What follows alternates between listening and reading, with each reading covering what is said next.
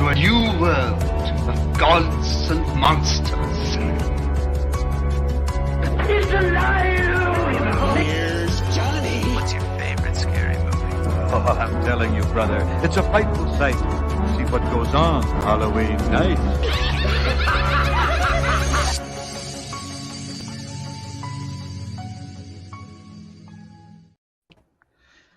And we're back. I tried to do this right, but it still didn't work. There we go. Okay, yeah, we are back. Why We Live For, episode 16. We're talking Scream 6 and Intruder, the Lawrence Bender, Sam Raimi, Scott Spiegel, Sam Raimi epic of indeed. slashers. Yes. Indeed. Yeah, how are you guys doing? I'm ready to talk about both these movies. I'm excited. Yeah, this is gonna be like probably the best episode yet. I definitely yeah. strong feelings about both of these movies. Yeah. All right, so I guess let's get started with Scream 6. Who wants to do the plot of Scream 6? Sure. All right.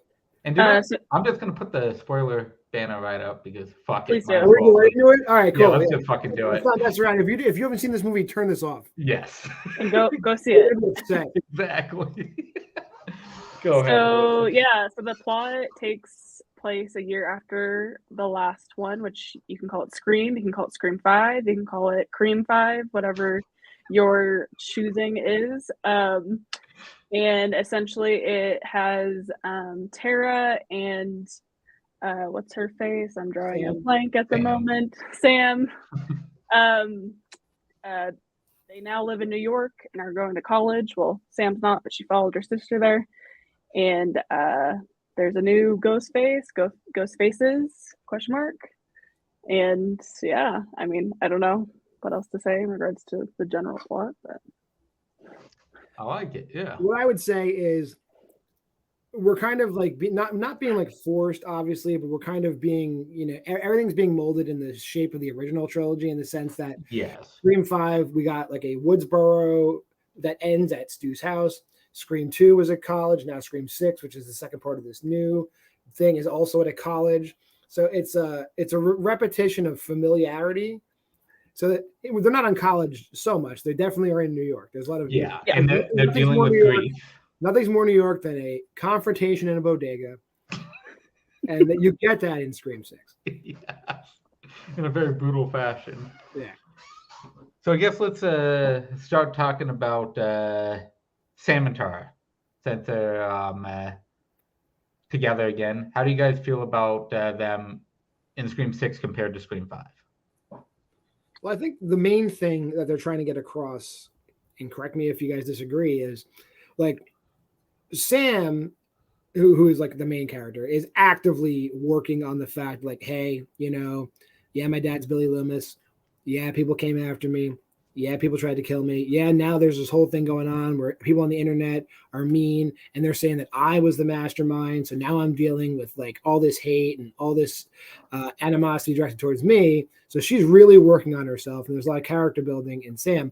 Whereas Tara, Jenna Ortega's character, is just like, whatever, I'm over it.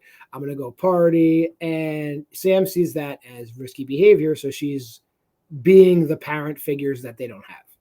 And that's a big part of the movie.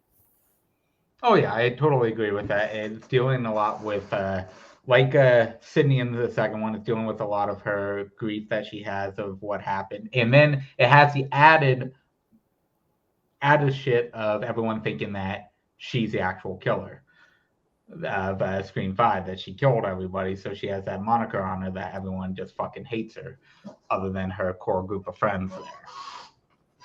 Melissa, how do you feel about?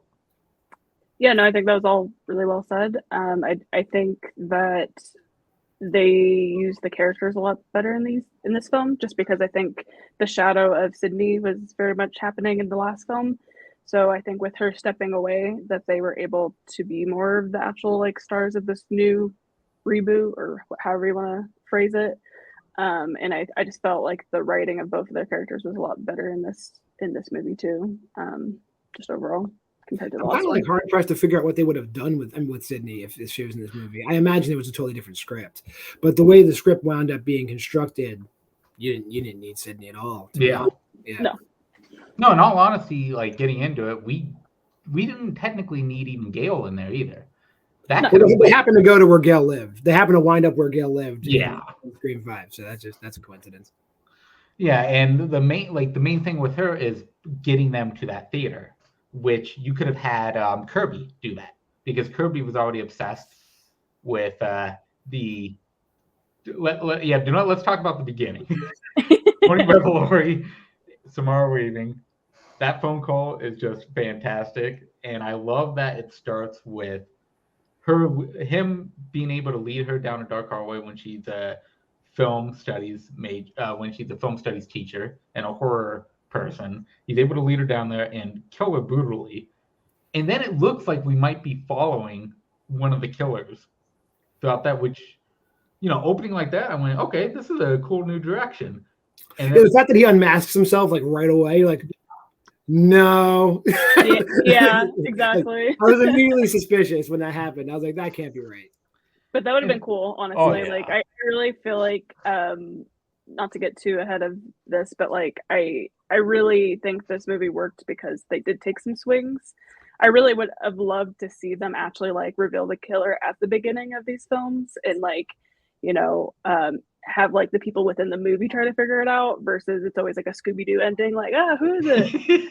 But no, I was very suspicious too, but I really did like this opening. Yeah. It's great. Like, you got, the radio silence guys are doing a callback. You get Samara Weaving and Henry Czerny in this movie, Ready or Not folks coming in, playing parts. That's cool.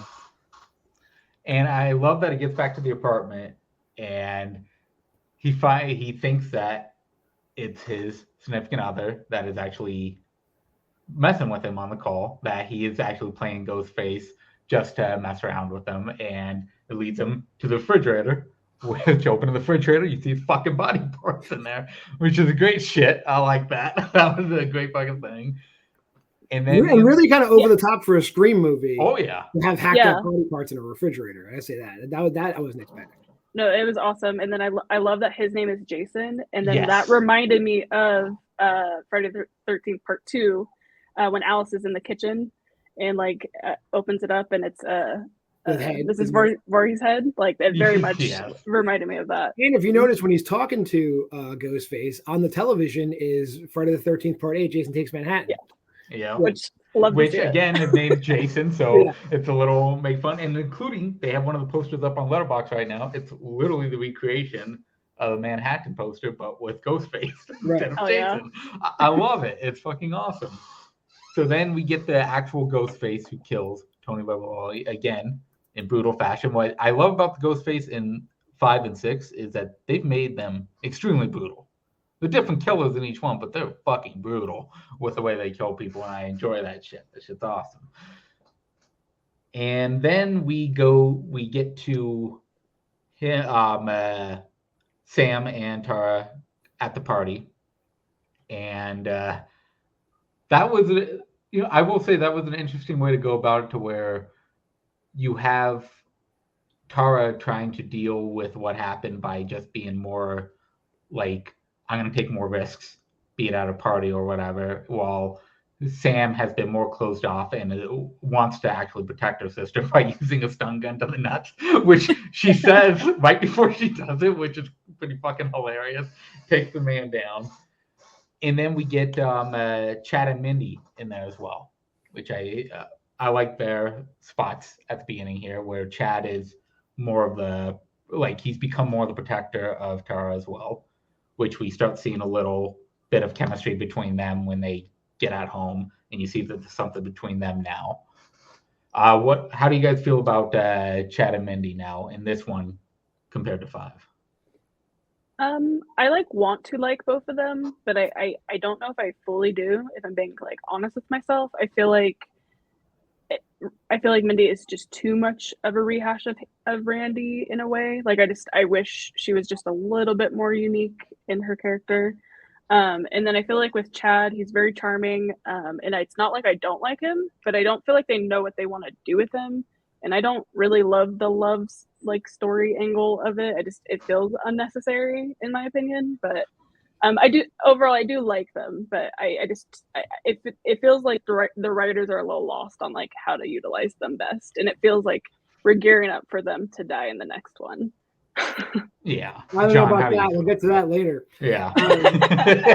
Well, maybe we'll see. Like Mindy clearly is supposed to be like the spiritual, like, decedent of Randy, and it's like Randy on crank because Yeah. Oh yeah. No. she's 100%. like, whoa, it's like bordering on like pull it back, and of course she has to have like the ironic T-shirt just to drive home the fact that she's like, yeah, I'm this. And then and yeah, Chad is like one note. He's just like, bro. That's basically it. Like he's like a bro, and he's there, and he's got muscles, and he's like, that's his whole character. Like there really is, but he does kiss Tara. So I guess he has something else to his character, and he kissed Tara. So that's it. That's his whole character. Biceps and Tara, done.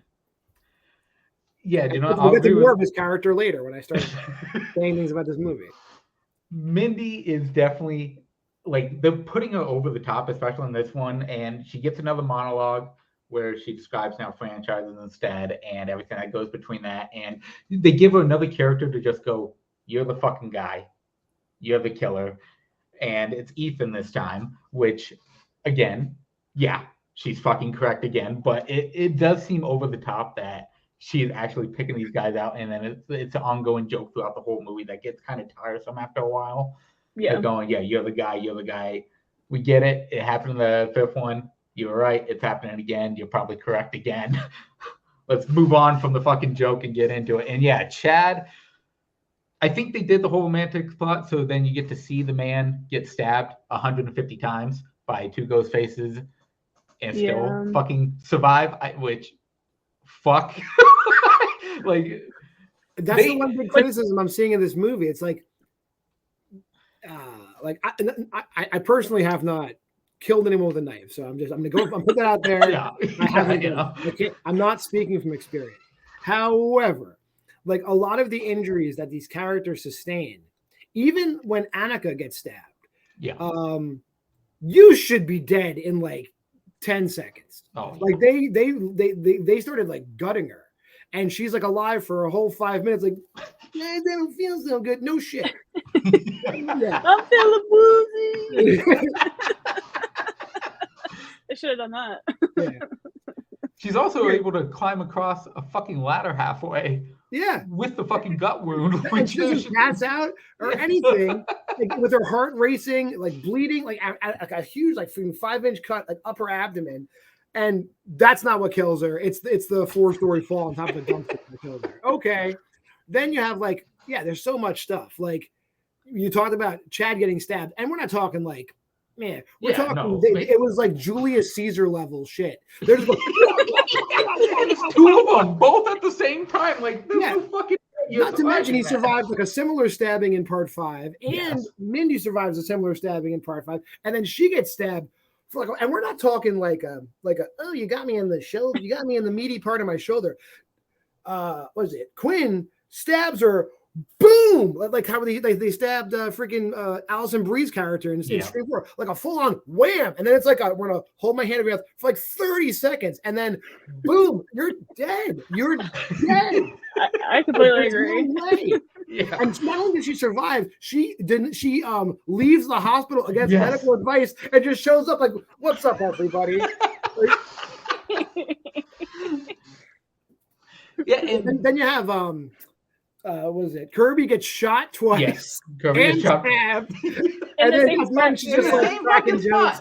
And at the end, she's like Nikki Glazer. Hey, what's up, everybody? I'm like, get out of here. Just lay down. That was definitely a very goofy choice, I feel like. But I get it. Like I guess they're trying to do echoes of Dewey, of like, how he would survive. Those aren't Dewey. That's like Dewey on crack. Yeah, and then it's just unbelievable, and I want everybody to know I rated this movie very positively. Oh yeah, that shows like how strong the other elements in this movie are. That like you can literally critically be like, this piece of shit, but I love it. But I love it. And then like honestly, even Bailey gets stabbed like 30 times, and then he has a full-on conversation, and he thinks he's gonna live, and he's like, "Thank you, thank you, thank you." Yeah. Like, you weren't gonna survive. Like, come on. It's great. But We also got to bring up Gail, because Gail does have the part in there, and then she gets fucking wrecked. She also gets stabbed with a shard of glass the size of my arm. Yeah, like whoa, fuck. and like he didn't get me. How do you know? How do you know you're not gonna die? I'd be like, yeah, that's it. It was a good run. Also, okay, this is something that really bothered me. Like, why does Gail have a landline? Why does she have this like penthouse like apartment? Like, why is she here in like New York? Like, just there's a lot of questions about like how that all worked, but sure. Yeah, she was definitely shoehorned in there. When all the ghost faces, the whole tribe of ghost faces is at the end saying who did what basically, and Quinn's like the one who's like who stepped up. She's like, yeah, that was me in Gail's apartment. I'm like, get the fuck out of town. There's no way you like strangled that dude to the ground. Like that girl was like 102 pounds. She's taking down that linebacker dude and slitting his throat. I couldn't do that. You know, we do have to. That's the one thing before we continue with Gail. We have to bring up that Quinn and Ethan are probably the worst fucking killers in the entire franchise because they don't fucking kill anybody. they get close to it, but they never finish anybody. They don't actually finish anybody off. Well, did the boyfriend die? Ridiculous. Did Gail's boyfriend die? Oh yeah. Oh, so do not yet. Quinn, I'll give him that. That was a surprise attack, I guess. You just got the drop on that dude. Though, if you watch that scene, it's not like they sneak up and slit his throat. It's like a full-on drag. Yeah, he drags his ass into it and then chucks him.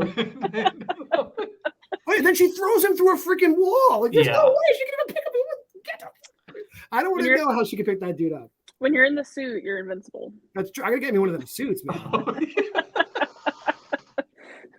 But yeah, speaking of Gail, yeah, she does get another like death stab wound that should have killed her, but she's fine. And I think like I was talking to Nazario and Matt yesterday about this, and it kind of brings up a point that it does seem like these characters are invincible in a way, but it kind of does mirror the original trilogy where other than Randy, all those fuckers survive all three movies while getting their shit wrecked. Like minor. Dewey doesn't get a minor. That motherfucker in Scream 2 gets fucking blasted 100 times in the back, and he's still fucking is walking. Well, they actually explain that away in Scream 2. If you hear like the EMTs talking, like, "Oh, he's lucky," they stabbed him in his scar tissue. They don't even try to do that here. And honestly, if Chad's not in a wheelchair like Stephen Hawking in Scream 7, I don't know if I want to buy it. That's fair. But yeah, they have become invincible. None of the main characters die, which again, it does kind of mirror the original one with the exception of Andy. It does kind of mirror what's going on. Somebody does need to fucking die though.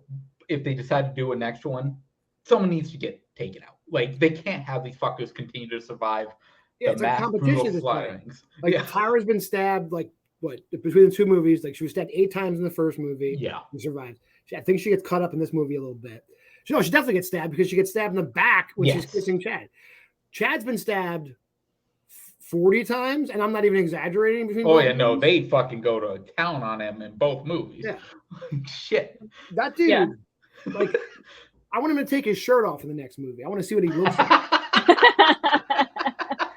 Yeah, I mean, all the people that die in this movie are just kind of side characters, like the 3 in the beginning, and then the therapist, and then is it Annika? Annika, yeah. Annika, yeah. and then Gail's like boyfriend. But I mean, low body count, really. Like they're not like going big in that way. They're going big in the leaving people for dead, I guess, category. Yeah. Yeah. Which we got to bring up then Dermot Mulroney and then the fucking bodega scene. Hell yeah! The 2 guys in the bodega get killed too. Yeah, but see that's got to like that is detective. That's got to be Yeah. It's Bailey definitely doing it, and he's a fucking brutal guy. Now him as a killer, fucking A, I love that man. That dude is fucking brutal. Shotgun to the fucking face, doesn't matter. He takes shotgun, fucking blasts them, slicing people left and right. He gets shit done up until Yeah. the end. He consistently. I will gets tell shit you the done. one thing that he does that makes absolutely zero sense to me, and this is the spoiler of all spoilers. Sam shoots Quinn in the head. Yes. Right? She points the gun at Bailey, pulls the trigger, it says click. Bailey has a gun Yeah. in his hand. And they just yell and run at each other like Planet of the Apes. Like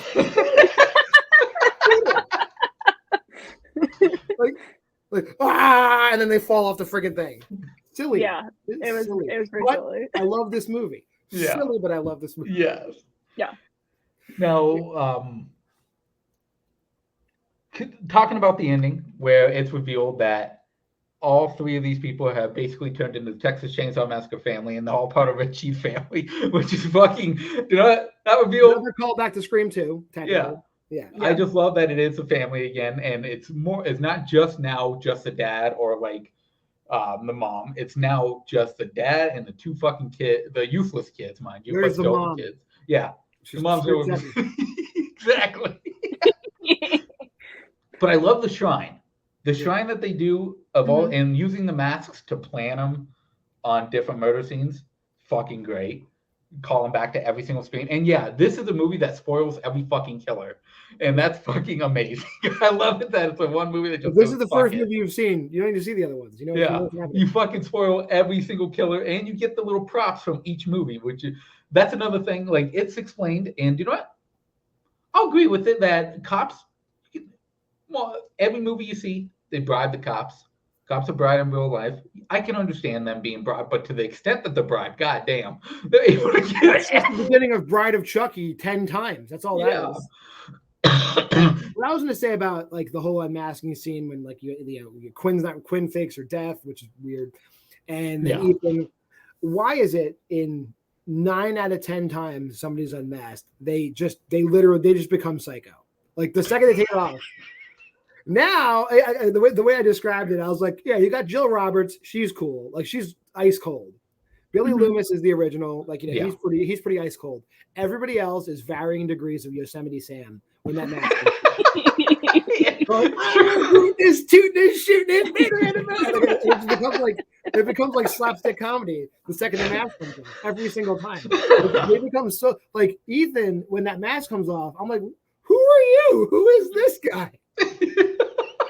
No, to be honest, I would have loved to see Ethan turn on his own dad at the end because it really seemed like they were really like, idolizing Richie and like, just like the other son. It seemed like he's just like, whatever. And I would have loved to see like them like go off at the end. I think that would have been more like emotionally like more like interesting in my opinion, but just have the straight up killers and just have a little twist there like that. Yeah. And I think they might have retconned Richie like a little too hard because like you figure obviously assuming you've watched Scream 5, like Amber would have known some of this, right? Yeah. Just a little bit of it. But like the fact that Richie was like making movies and like he was the one that basically planned the whole thing, like he's the mastermind from beyond the grave essentially, is like really like I mean, it's a good retcon. It's just maybe. Yeah. And then bringing up Kirby, the reintroduction of Kirby in there as an FBI agent that has been fired. I think it might have been a lie. I think that because Bailey says that. Yeah. I think Bailey says that. I don't think she was. My belief. This is just John talking. Yeah. I don't think she is fired. I think Bailey just said that to Sam to get them to cast suspicion on Kirby. That is actually a good point. That definitely could have been there. I think the introduction of her, they did it in a good way. They brought her back in a good way where she was basically going after Tony Revolori and the other dude, just trying to figure out this little like Scream fan base in a way, Ghostface fan base, and trying to track their whereabouts. That's where I bring in like the legacy characters that there was no need for legacy characters in this one. Kirby could have taken it from that. And we could have just left them because I think it's good to they've had their time. Like, I think Sydney's story is done now. We don't like Dewey's story, of course, was done. Yeah, his story was done in a good fashion. I don't know. He might have survived that. I know, Have you seen right? Scream since? Oh, stop it. And then you have Gail, who kind of is just there for this. Like, she brings She him to will the never theater, die. but She will yeah. never die. So I do like that they replaced Courtney Cox with Steven Tyler, though. That was a bold move.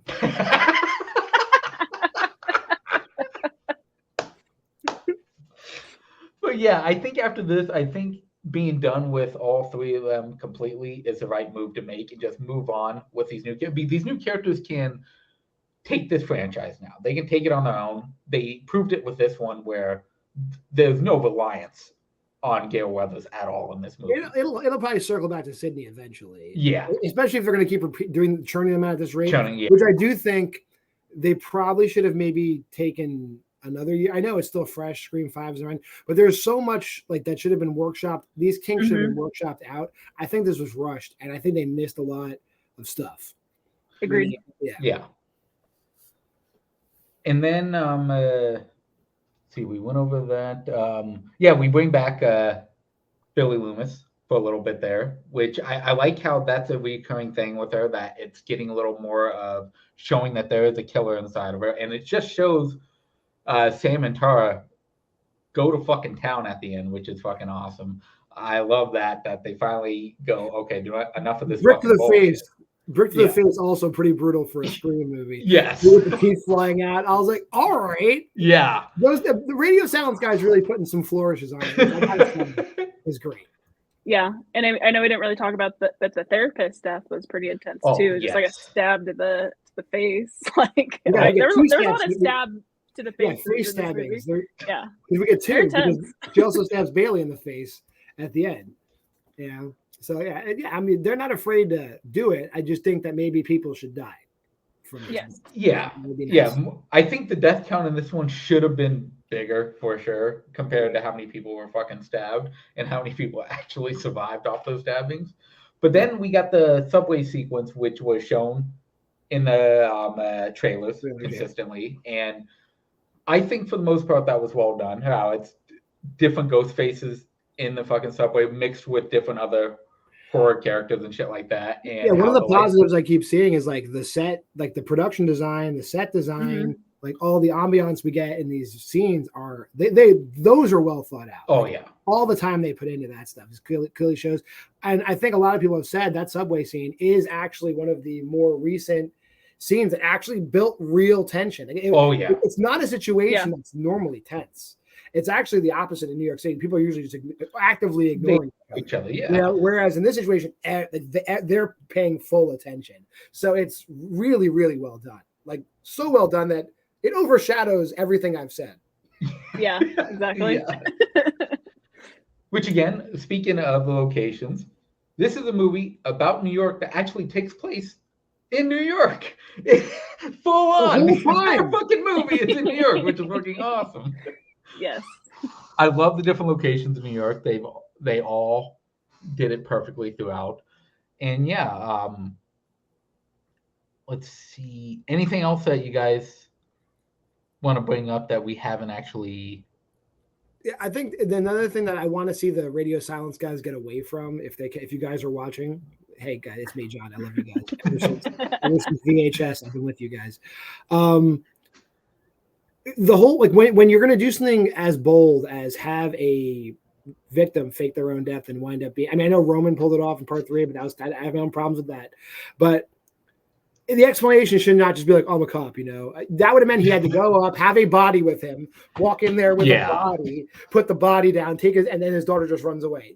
No, give me more. Like, if you're going to do something that bold, please explain yourself, or don't at all. Don't give me. I don't want no explanation. Yeah, I'm a cop. I can do that. No, you can't. No, I agree with that. Is that the little bits there here and there of the explanations of how they're getting away with this shit? It's kind of over the top to where it's really no possible way they could actually do it the way they're explaining they do it. So yeah, keeping it like mystery, jigsaw level, like plotting. Like then. Yeah, because you need like if you're gonna do that type of stuff, you need like the 80s style where there's no explanation. It just you know they got rid of the fucking body. Hey, how do they do it? We don't fucking know. They just did it. It's the movie We didn't magic get to of see it all. that. Yeah. Exactly. Melissa, did you have anything else that we haven't really touched on that you wanted to bring up?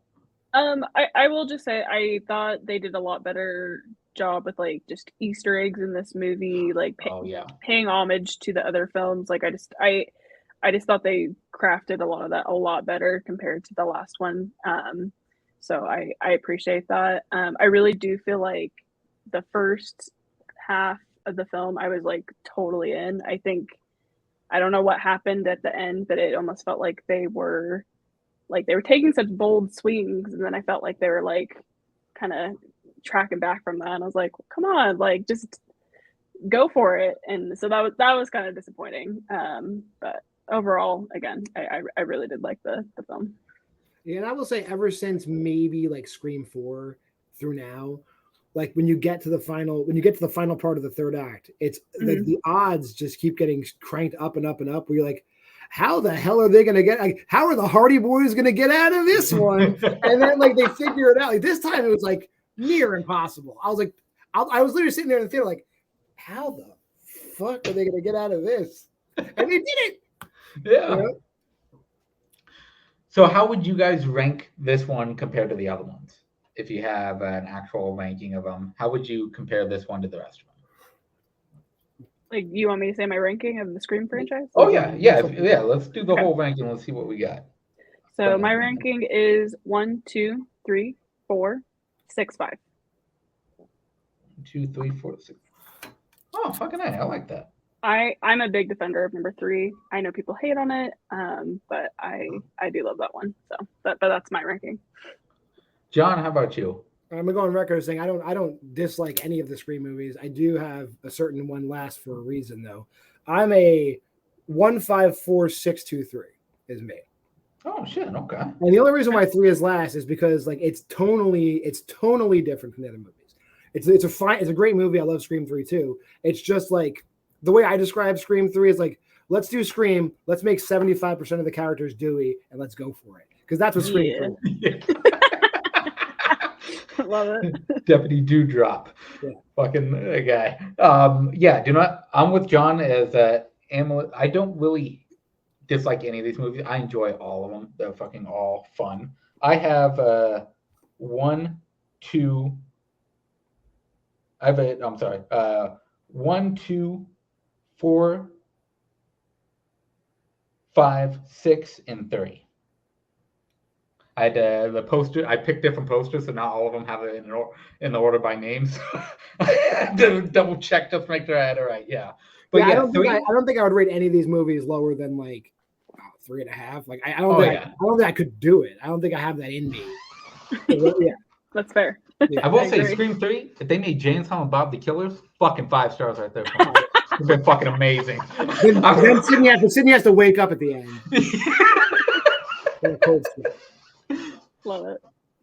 Well, I won't love if they do Scream 7 and at the end it's just Sydney looking at a snow globe or some shit. I'm ready for it. I would love that. So yeah, speaking of that, what are you guys' expectations for the next one? Because with the amount of money this movie's making, they're gonna do at least one more. If they're bringing Stu back, just fucking bring him back already. Come on. Yeah. I want it.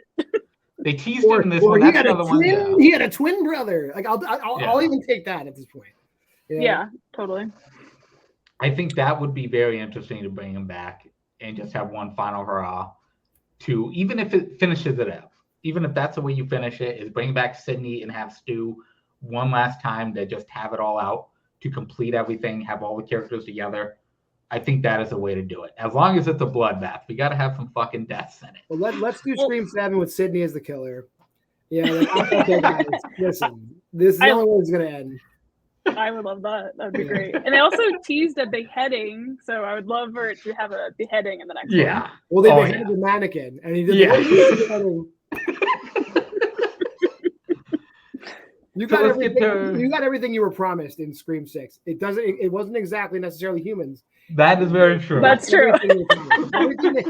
If you haven't seen this movie, if you sat through all these spoilers and you're still gonna watch the movie, good for you, weirdo. Yes. But like, listen, I'm telling you, everything that's said in the movie happens. Just wait, it'll happen.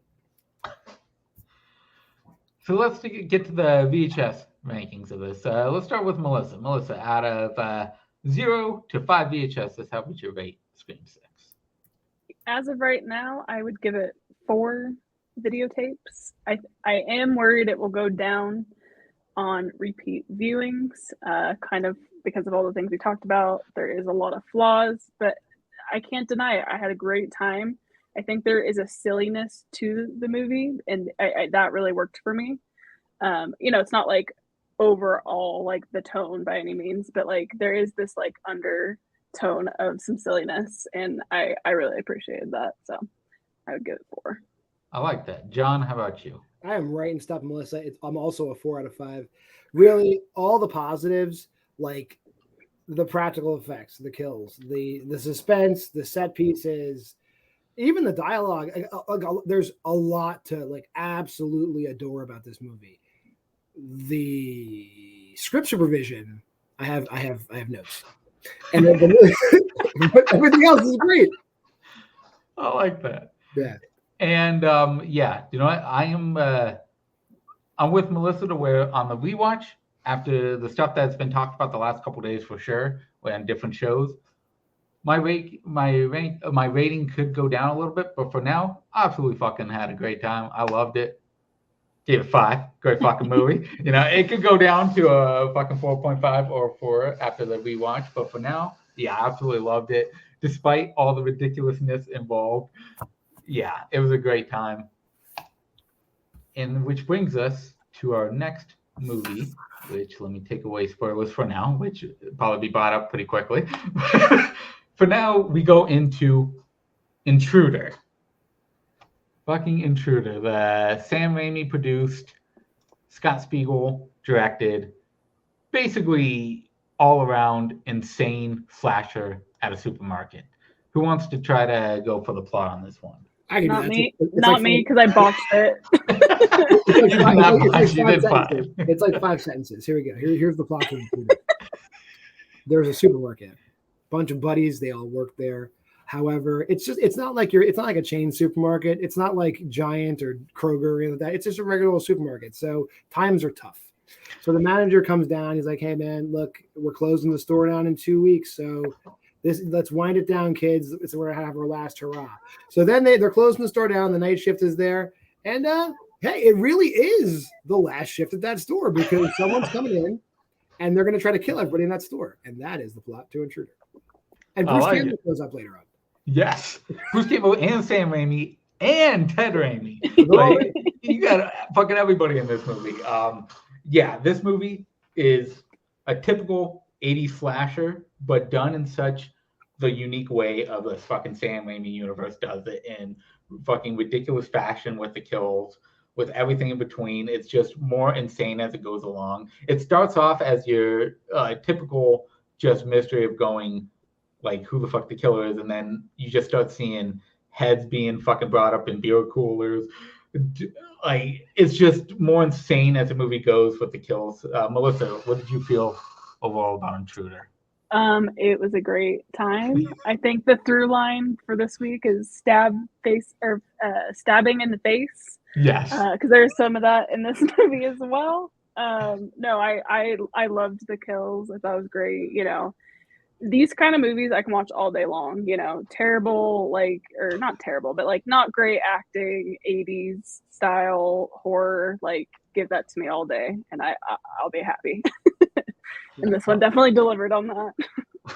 And without spoiling anything about the movie, because we're not spoiling it yet. However, if you were alive in 1989 and you did see this movie's poster, the poster spoils the entire movie. So it's very true. No joke. Yeah. If you're familiar with the movie, the actual killer who you meet early on in the movie, who looks exactly like the dude in the medicine, who's like this in the poster, right, that guy's the killer. So there you go. If you're walking past that poster into the movie theater, you're still going to have a great time, but you know exactly what's about to happen. Yes. So either you know what I'm talking about or you don't. But yeah, the movie's great. Like it's exactly like it's the exactly type of 80s like romp you expect the Raimi brothers and Bruce Campbell to be involved in. Obviously, it's not Evil Dead. There's no supernatural stuff, but you can really tell. You can kind of tell when you watch a movie were these people having fun or not. And these people were clearly they were having a freaking blast. At the end of the movie, I do believe Dan Hicks is like doing his own stunts because that scene at the end, the chase scene at the very end, like he could have died. Yeah. There's no joke. Like, they just did not care. They didn't. That is, I would not. I consider myself relatively athletic. I would not do that. I do, and do not. Let's get right into it. I absolutely do love that they try, even though, as John pointed out, the fucking poster spoils it. They do try to give you the little mystery of going, it could be her ex that is coming back to just fuck everyone up.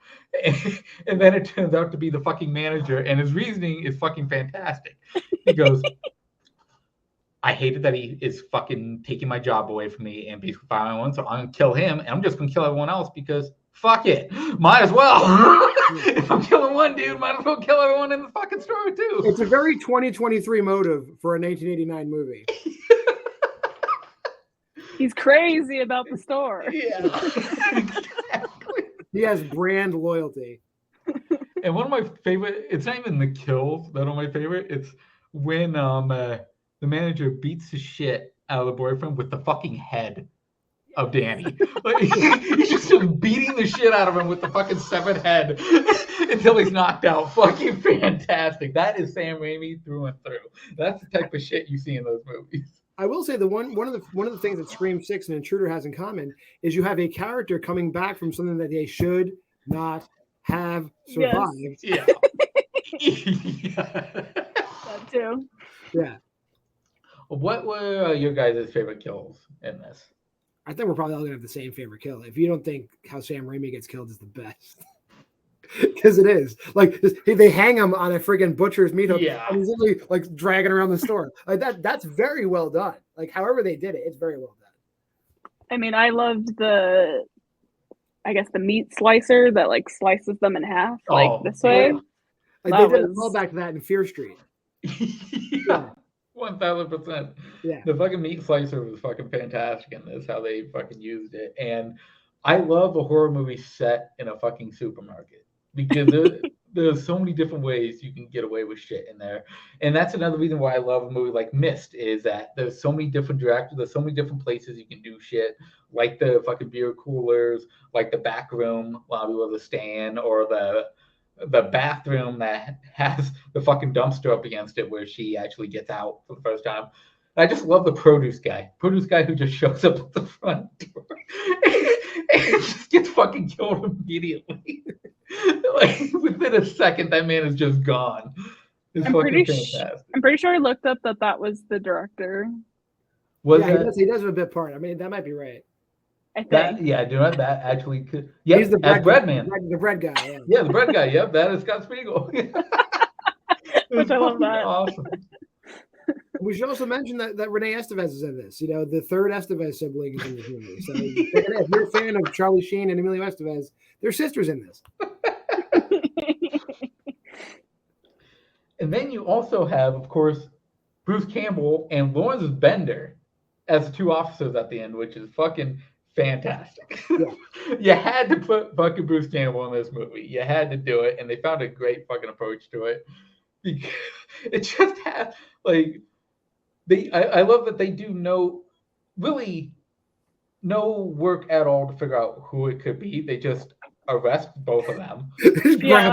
Yeah, he goes in like they also beat the shit out of him too while they're doing it. But then he goes inside, he checks, he sees all the fucking massacre that's happened. He comes out, and then he hears the fucking manager go, "It was them. They're the ones that killed him," and they just automatically believe that dude. And then he opens his eyes, and you hear her scream, and it ends with it going into her scream. It's fucking fantastic. The fucking shots in there are 100% the Raimi verse, man. You can tell he has his hands all over this movie because those shots are fucking brilliant. Scott Spiegel does a fucking great job directing the shit out of this movie as this fucking romp of a horror film. What did you guys think of the acting throughout by all of them? I mean, it's your in typical. this type of movie, yeah. In this type of movie, yes. I mean, it's your typical 1980s horror acting. So, I mean, it's nothing to like. My life isn't changed by any means, but no, I very much enjoyed it, and I will say what you were just talking about. I loved all the POV like weird angles and shots that like definitely added inside the phone. Yeah. Yeah. 'Cause why not? They were definitely having a ton of fun, and like, yeah, I think even like they were clearly all friends. Yeah. So you had people doing a lot of latitude. You had Ted Raimi being like freaking Ted Raimi played himself basically in this movie, which is great. And Sam Raimi played himself. Yeah. So I mean, it's really good. I mean, it's to the point like, it is cheesy 80s acting, but it's also like they weren't acting. They were just like hanging. They're just themselves. Yeah. Yeah, it's you could tell. Like I've said 18 times already. You could tell they had a ton of fun. And like that I like. That I can get behind. And a lot of like early, like late 70s to late 80s slasher movies have that vibe where it's just like, hey, you know what? Hey guys, my uncle died and left me part of this trust fund. I got $50,000. Let's make a slasher movie. You got an abandoned building? Let's do it. And there's so many of those movies in the 80s that you'll find where people are just having a ton of fun and they're always a blast. Oh yeah, I mirror what John said. This is a movie with, when it comes to these lower budgets on this, you can just tell they're there to just have a great fucking time to do, and to have, like, again, the fucking effects of it, blood effects, everything, fucking fantastic, man. For having a budget that they probably had with this movie, fantastic fucking effects throughout. The kills are amazing. They're all unique. They're not always the same. You got different body parts flying around. You got heads being fucking. He uses his fucking head as a puppet too, pretending like he's Danny, which is fucking hilarious. Because when they finally lift the head, you can totally tell the head's not real, and it's so fucking fantastic. It is so fucking brilliant. Yeah, this was. I've seen this previously, and just being able to rewatch it, I had such a fucking great time with it. This is a movie I can definitely go back to over and over again when I just need one of those movies to just fuck around with. Absolutely. Anything else you guys would like to bring up that we haven't touched on with Intruder? Surprisingly, this is not a layered film that requires much more discussion. Yeah. But I recommend this movie. Like if you're just getting into like what's a non like franchise slasher movie that like really encapsulates like what it was all about, Intruder is on that short list, 100%. Melissa, how about you? I think Dan Hicks was having the time of his life. Just Yeah. the overacting, Yeah. like once he does reveal himself as the killer, like he's hamming it up, and just some of the shit he said in this movie, like wacky tobacco, that got me. And then also like, I'm curious to know what you all think, but he's like, they're having like a team meeting, and he's like, I gotta go take a fasty or something. He said something very weird. I was like, is that like a quick poop? Like, what are you talking about? It was very weird. I'm not from Michigan. Maybe we should get somebody from Michigan in here. Yeah. It's got to be a Michigan thing. Okay. He said something weird like that. If anybody's from Michigan and that's a fucking thing, please throw it down in the fucking comments and let us know. If you're like a 50-year-old dude from Michigan, get in these comments. Let us know if that shit's actually real. So let's just go straight into it with ratings of videotapes. Let's start with John. John, what would you rate? Yeah, again, I said this before, like, obviously it's like a B movie, so like we're not going to be, it's not Oscar contention here. Yeah. And so I do knock it down a little bit just for that, but they're having a blast. 3.5 is fair. It's totally fair. I like this movie. It has its flaws. It wears its flaws. It shows its flaws. But it is a fun time. If you have a movie night where you get together with your friends, you're going to throw on a bunch of like old. Well, I guess they're old at this point. I was whatever. They're old. I'm starting to own it. Oh, these old movies. Throw this on. Get like Sleepaway Camp. Go nuts. Watch this movie. Melissa, how about you? Yeah, I'm gonna echo a lot of what John just said. I'm also going a 3.5. I think it's a very fun movie. It knows what it is. I could actually say it maybe going up on repeat viewing versus Scream 6. I'd probably go down, but we'll see. Because they're just having so much fun, and yeah, the effects are awesome. Yeah, I like it, and yeah, I'm gonna kind of mirror what happened with Scream 6. I'm going up a notch. I'm going 4 from mine. I enjoyed the shit out of this movie. It's so much fun. It's the perfect, like John has brought up multiple times, it is the perfect 80s slasher movie. If you're looking for a slasher to get into, this is definitely the one to check out. It's so fucking fantastic. And you can find it right now free on Tubi. Yeah, you got some ads to deal with, but Tubi's fucking fantastic. If you don't know what Tubi ad is, blocker. Download exactly. ad blocker. You're good. Exactly. You block Origin, everybody. There's a free ad for them. Put that on your web browser. But yeah, I think this was a great double feature of sorts to talk about, Scream 6 and Intruder. It has its ups, it has its downs, it has its insane moments, but both movies, fucking fun times. This was a good time. I'm going to have Melissa do it today. Melissa, what are we dealing with next week? What are we going to be watching next week? So next week, we are going to be watching Cocaine Bear paired with Killer Crocodile. It's going to be awesome. Yeah. It's a day at the zoo. A day at the zoo. Exactly. Why we love horror. If you want some killer fucking animal movies, you come check out Why We Love Horror next week. That'll definitely do it. Other than that, this will be dropping on Thursday at 12 p.m. Eastern, as usual. So go make sure to check that out. Make sure to check out our last episode of Infinity Pool and Society, which was fucking fantastic. You guys, like, the views on them have been fucking great. So thank you, everybody, for watching the last couple of them. You guys have been fantastic. I hope you enjoy this one. And before we go, anything you guys want to leave with? Tune into the video store. Like I said, I'm not gonna. Mike can give the same speech he gave last time. There's a ton of great shows in this. Whether you like this kind of stuff, if you're like a cinema snob, there's plenty of stuff for you there too. If you just like movies, but you don't really care to rate them, there's stuff for you too. You should like it. You should subscribe. You should hit the bell. And just stop being a little wussy person about it. Just do it. Don't be lazy. Do it. You want to do it. I like that. See, John said what I usually have to say, but he finally fucking someone else said it. I love it. Melissa, do you have anything else you would like to leave on with? I'm terrible at plugs. I will always share and continue to share all this content, but I'm very bad at actually plugging it on here. But yes, check out everything here at the video store, and also Trivia League Unlimited is coming soon. So yes. check out for that. Oh yeah, that is coming soon. I cannot wait for that to actually get going. That's going to be amazing.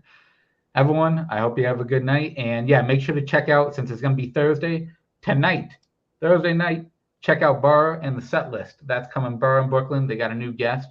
That's always a fun time for music. All right, everybody, take it easy. Why,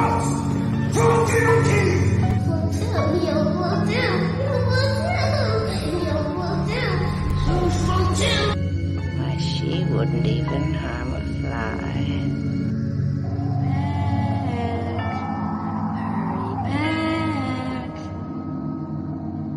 Be sure to bring your death certificate.